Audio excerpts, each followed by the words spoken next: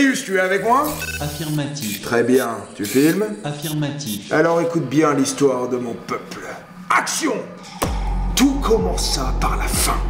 La fin de toute chose vivante, la fin de toute matière, la fin des univers tels qu'ils étaient, et il y a bien longtemps.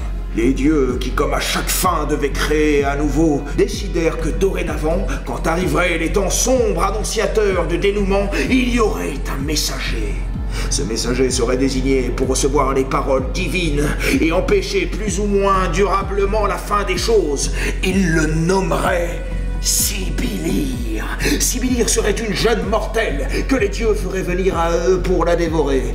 Une fois ancrée dans leur ventre, elle deviendrait dans un premier temps nymphe blanche et voyagerait à travers les univers pour en connaître les moindres détails, rencontrer tous les peuples du dehors et guider les voyageurs égarés.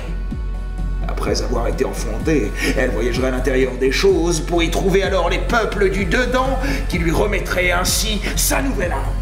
Sa connaissance des peuples et des univers serait à cet instant complet, mais la jeune apprentie ne pourrait atteindre son apothéose qu'après avoir combattu et tué la créature gardienne des sanctuaires sacrés. Ah donc en fait vous êtes un peu travelot, hein, c'est ça? Mais non, pas du tout, voyons, je discutais avec Caladrius là. Affirmatif. Non mais si vous, votre truc c'est vous déguiser en femme et que vous voulez faire des spectacles de cabaret, y a pas de souci, hein? On est ouvert d'esprit. Ah ouais. Ah oui, ça c'est sûr, Max, il est très ouvert d'esprit. Il trouve ça même normal de coucher avec toutes ses collègues de travail. Ah ouais, mais ça c'est pas ma faute, hein. Elles sont toutes folles de moi. Je peux pas refuser ça. Ah non, si, crois-moi, refuse la prochaine fois. Parce que tes 30 secondes d'acrobatie, je confirme, ça n'a rien de mémorable. C'est même plutôt gênant. Ah gênant, carrément. C'est bizarre ça, parce que t'étais pas du tout gêné dans la salle des machines, hein. Ni dans la laverie d'ailleurs. Et puis alors dans ta piole, là, t'étais franchement super à l'aise, parce que quand tu me demandais... Bon, donc voilà, merci. Donc vous allez prendre le radar, hein, puis vous regardez s'il n'y a pas un truc qui pourrait nous tomber dessus. Et vous, mon pauvre Alain, eh ben, vous allez prendre les canons, hein. Max, tu pourrais me remontrer le mur sur ta droite là, parce que je crois que... Agathe, les gars, vous voyez là ces peintures? C'est comme dans la légende de Sibylir, oui. Mais oui, c'est forcément ça. On est tout près là. On s'en fout des peintures, Max, la lumière. Lumière, Max, on s'en fout des peintures, ok? C'est Bénédicte qu'on cherche. La mission, messieurs. Ok, d'accord, bah mettez-vous d'accord, hein, parce que moi, les gens qui savent pas ce qu'ils veulent là, j'ai déjà donné... Pauvre type. Bon, ça va. On se calme, tout le monde se détend. Dans 5 minutes, on sera sorti de ce trou. Hein? Tout va bien.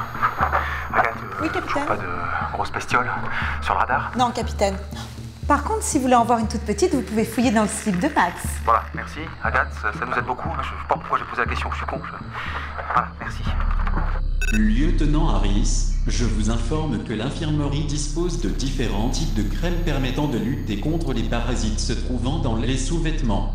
Ah mais non, mais merci Kala, c'est pas vraiment ce qu'elle voulait dire, hein, sauf si bien sûr madame la grosse dégueulasse m'a refilé des... Tais-toi, Max. J'ai un écho sur le radar.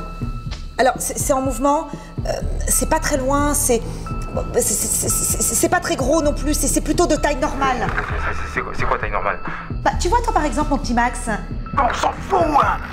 C'est comment, Agathe? C'est rapide, c'est loin, C'est plutôt rapide, c'est à quelques mètres derrière vous. Mais c'est où, Agathe? On voit rien là. Là, 2 mètres, juste derrière vous. Sergent Malone en rapport. Un contretemps indépendant de ma volonté m'a empêché de rejoindre le vaisseau. Plutôt, j'en assume néanmoins la responsabilité. Sibylir. Sibylir.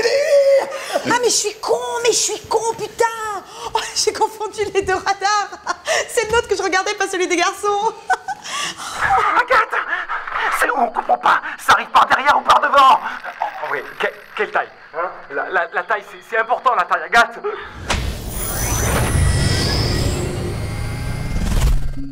Mais alors ça va? Je veux dire, vous êtes pas blessé?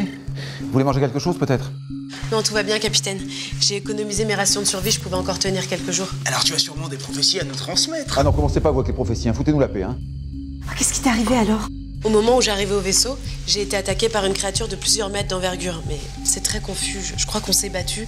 Et ensuite, je me suis retrouvée dans une espèce de poche visqueuse. Il faisait très noir. Le ventre, elle était dans le ventre des dieux. Oui, d'accord. Et alors? Et j'essayais de vous contacter, mais j'arrivais pas à atteindre l'intercom, ni mon bras. C'était très étrange et je voyais plus rien. Et ensuite, je me suis évanouie, j'ai fait des rêves incompréhensibles et je me suis réveillée dans une grotte. L'initiation de la main blanche, la renaissance, et donc après, la rencontre des peuples du dedans, c'est fou! Non, c'est pas ce qui... Allez-y. Bon. Et donc dans la grotte, j'ai beaucoup marché. Il y avait des gens, peut-être, mais je ne suis pas sûre. Ensuite, j'ai encore fait des rêves et j'ai réussi à sortir il y a 2 jours. Mais tout ça avec tes 2 bras? Ah oui, il y a ça aussi.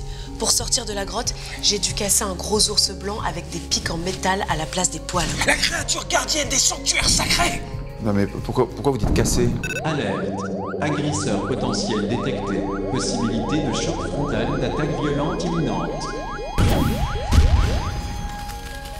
Et depuis quand ça explose, les dinosaures? Il semblerait que toutes les formes de vie sur cette planète soient en fait des robots.